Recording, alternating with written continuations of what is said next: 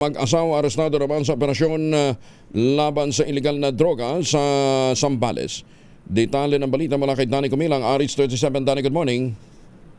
Naaresto ang isang mag-asawa sa isinagawang bypass operation ng mga operatiba ng San Felipe Municipal Police Station sa pamumuno ni Police Captain Nino Ryan Openga, 1:20 na madaling araw sa Barangay Santo Niño, San Felipe, Zambales. Isinagawang operasyon matapos ang serye ng surveillance at beripikadong impormasyon kaugnay sa umano'y patuloy na pagbebenta ng illegal na droga ng mga suspect sa nasabing lugar.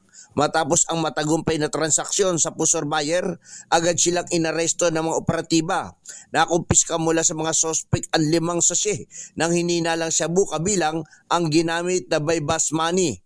Ang mga nakuhang ebidensya ay iminarkahan, kinunan ng larawan at isinailalim sa inventaryo sa presensya ng mga itinakdang saksi. Kasalukuyang nasa kustudiya na ng pulisya ang mga suspect para sa wastong dokumentasyon at pagsasampa ng kaukulang kaso. Danny Kumilang, RH37, DCRH, una sa Pilipinas, una sa Pilipino.